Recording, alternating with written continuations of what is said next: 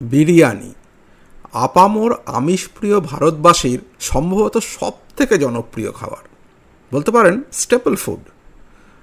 সমুদ্র হিমাচল আপনি যেখানেই যাবেন কোনো না কোনো ঘরানার কোনো না কোনো স্বাদের বিরিয়ানি আপনি সেখানে পাবেনই পাবেন।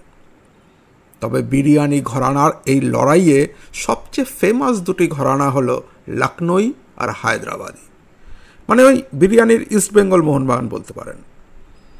তবে এই দুই ঘরানার সঙ্গে সমান তালে পাল্লা দিয়ে আরও একটি ঘরানা এখন বিরিয়ানি প্রেমীদের ভীষণ পছন্দের হয়ে উঠেছে, কলকাতা বিরিয়ানি। নবাব ওয়াজেদ আলী শাহর কলকাতায় থাকার সময়ে তাঁর রসুইয়ের থেকে বের হওয়া এই বিরিয়ানি এখন জনপ্রিয়তার চ্যালেঞ্জের মুখে দাঁড় করিয়ে দিচ্ছে বাকি দুই ঘরানাকে। এবং এই তিনটি ঘরানারই স্বাদ নেওয়া বহু বিরিয়ানি প্রেমীকে আমি দেখেছি যে তারা এই কলকাতা বিরিয়ানিকেই রাখছেন এক নম্বরে।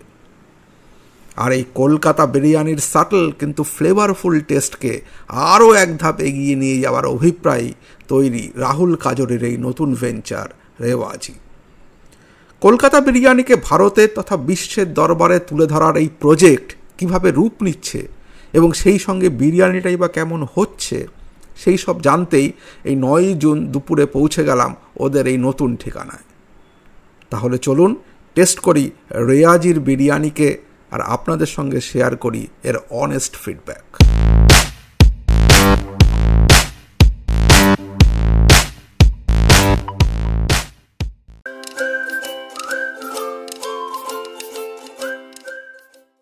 এখন আমাদের সঙ্গে রয়েছে রাহুল আর কাজরি।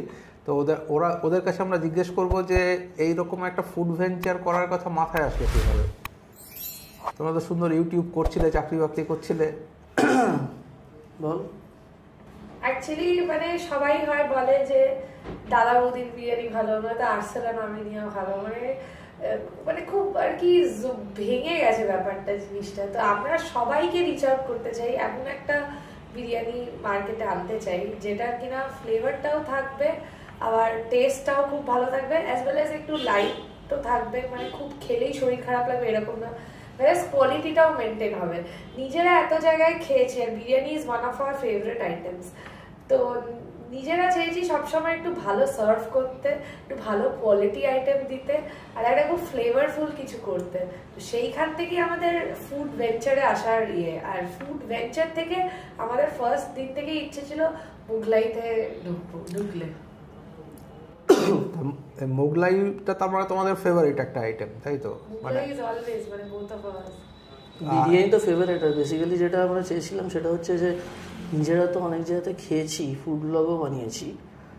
এবার বিরিয়ানি এখন বাজারে এমনভাবে ছড়িয়ে গেছে, ফেসবুক সব জায়গাতে এই বিরিয়ানি সেই বিরিয়ানি, লোকদের বিরিয়ানি নামটা শুনলে ফার্স্টে যেই ফিলিংটা হতো, যাতে সেই ফিলিংটাকে আবার ফিরিয়ে আনা যায়, তো সেটা নিয়ে একটা ইনিশিয়েটিভ। আর আমরা we want to develop Rewazi as a brand, okay, যাতে মাল্টিপল আউটলেটস খুললে, কারণ আমাদের প্রচুর সাবস্ক্রাইবার আছে, আমাকে লিখেছে ব্যারাকপুর, সোদপুর, অনেক জায়গাতে ওনাদের এখান থেকে সুইগি জোম্যাটোতে নেওয়া সম্ভব না, আসাও সম্ভব না এত দূর থেকে।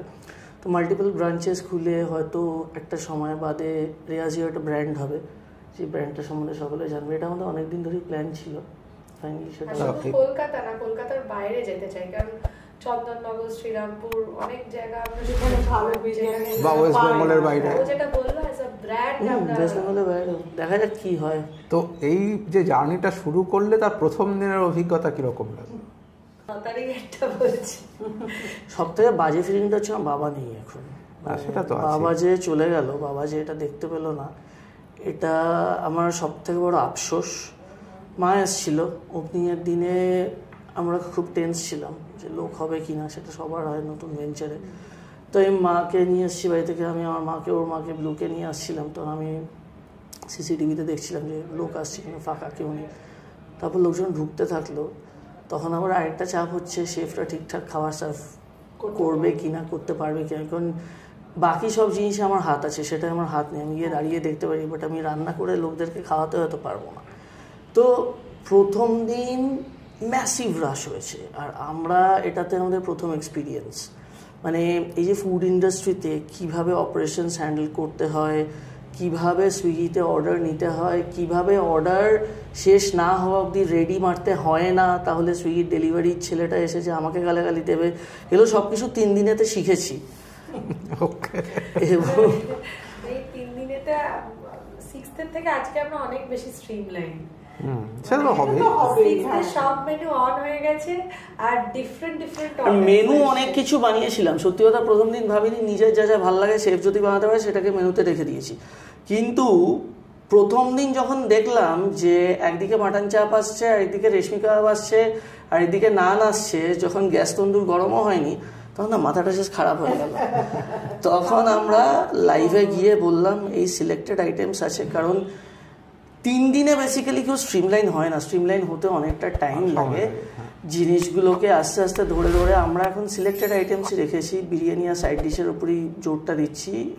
গ্যাস তন্দুর তখনই ঢুকবো যখন আমরা একটা ভালো শেফ পাবো, এই আইটেমগুলো যখন ঠিকঠাক করে ডেলিভার করতে পারবো, কাস্টমার যখন স্যাটিসফাইড হবে, good quality at the same time with speed, তখন আমরা নেক্সট আইটেমের দিকে যাবো।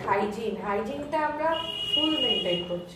অনেক দিন ধরে দেয়ার আর মেনি অ্যাটেম্পটস, অনেক ফেইল্ড অ্যাটেম্পটস হয়েছে। প্রথমত একটা ভালো জায়গা খুঁজে পেতে প্রচুর সময় লাগে, 3.5 মাস ধরে খুঁজছিলাম। প্রচুর জায়গাতে ফায়ারের অসুবিধা থাকে, ফায়ার পারমিট এই সেই, এবং জায়গা সব কিছু ভাল লাগলো, তো জায়গার ওনারের সঙ্গে ঠিকঠাক হচ্ছে না, সব টার্মস। শুরু করেছিলাম আমি প্রথমবার, আমার মনে আছে ফেসবুকে যেগুলো রিয়েল এস্টেটের গ্রুপ থাকে সেখানে একটা এরকম অ্যাড মতন দিয়েছিলাম। লিভিং উইথ ভুরিভোজটা যখন হয়েছিল তখন আমাদের এই যে লোকদেরকে খাওয়ানোর, অনেক লোকে বলতো যে আপনারা এত ভালো ভালো খান, অনেক সময় তো মা রান্না করতো, সেটা দেখে যে আপনার মার যদি একটা রেস্টুরেন্ট হয় কোনো কিছু, আর আমার মার আর আমারও বরাবর ইচ্ছে এই লোকদেরকে খাওয়ানোর যে ব্যাপারটা সেটা আমাদের খুব ভালো লাগে। খেয়ে যে লোকেদের যে তৃপ্তিটা হয় সেটা সত্যি কথা দেখতে খুব ভালো লাগে। তো সেখান থেকেই একটা ইচ্ছা শুরু হয়েছিল। কিন্তু প্রথম দিন আমি জাস্ট ভেবেছিলাম যে আজকে থেকে দেখা যাক, তো ফেসবুকে আমি এরকম একটা অ্যাড দিয়েছিলাম। তারপর রেসপন্স আসে মাল্টিপল জায়গায়। এটা মোস্ট প্রবাবলি আমরা 50 বা 60টা জায়গা দেখার পরে এটা এসছি। এই জায়গাটা সিলেক্ট করার ইন্টেনশনটা, প্রথম যেটা ভালো লেগেছিলো যে গাড়ি রাখার এখানেতে জায়গা রয়েছে, সামনের রাস্তাটা অনেকটা ফাঁকা, এবং জায়গাটা আমরা যেখানে থাকি ওখান থেকে সামনে। এটাই বলছি যে নিজের কাজ, তার সঙ্গে ইউটিউব, তার সঙ্গে আবার একটা ভেঞ্চার ম্যানেজ করছো কী করে তোমরা দুজনে এত কিছু? অভ্যেস আছে এত বছর থেকে করার, করে আসছি অনেক দিন থেকে, 2019 সাল থেকে, তো হ্যাবিট হয়ে গেছে। এটা সত্যি কথা হ্যাবিট। আর আমি একটা জিনিস মানি যে মাঝে মাঝে চাপ লাগে যখন ভ্লগ আসে না, যে ভ্লগ আসছে না, এবং অনেক ভ্লগার মানে অনেক সময়তে হাজব্যান্ড অ্যান্ড ওয়াইফের কাপল ভ্লগিং হলে ঝগড়া দেখা যায় ভ্লগে, আমাদের ভ্লগে কোনোদিন দেখা যায় না, কারণ আমাদের যখন ঝগড়া হয় আমাদের ভ্লগ আসে না। এটা ভালো, মানে ঝগড়া হয় না এটা তো নয়, না হয় আমাদের ব্লগ আসে না, ব্লগ আসে না, ভ্লগ লং গ্যাপ হয়ে যায়। তোমরা তাহলে এখন বোঝা গেল যে যখন ব্লগ আসছে না তারপরে নিশ্চয়ই কিছু তারপরে সেটাই,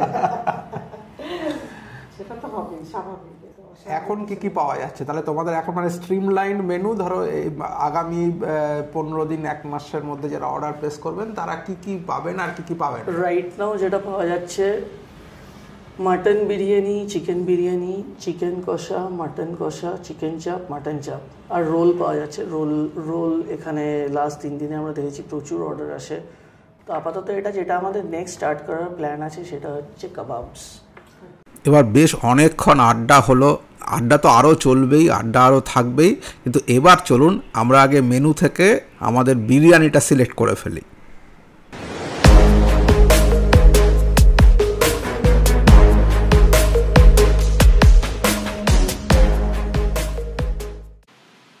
এত বড় থালাতে একটা মানে এটা আমরা স্পেশাল মাটন বিরিয়ানিটা নিয়েছি, মানে অনেকটা পরিমাণে মাটন বিরিয়ানি দিয়েছে, আলাদা করে বলে 2টো এগ দিয়েছে।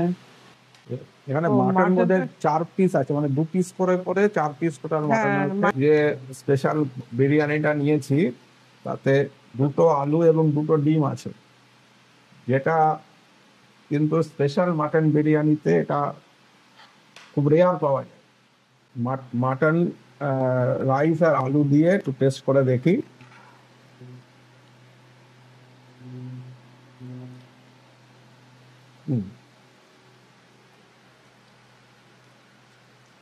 এই বিরিয়ানিটা যারা একটু সাপলিং টেস্ট পছন্দ করেন তাদের জন্য একদমই তাই, খুব ভালো।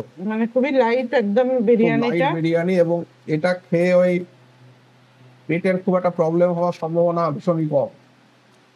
আর আমার মনে হচ্ছে ওই মানে পরে খেয়ে যে একটা অস্বস্তি, সেটা মনে হচ্ছে এটা হবে, মানে হালকা তো একদম একদম ঘরোয়া মতো, একদম ঘরে ঘরে যেরকম আমরা বিরিয়ানি তৈরি করি খানিকটা ওই রকম আর কি।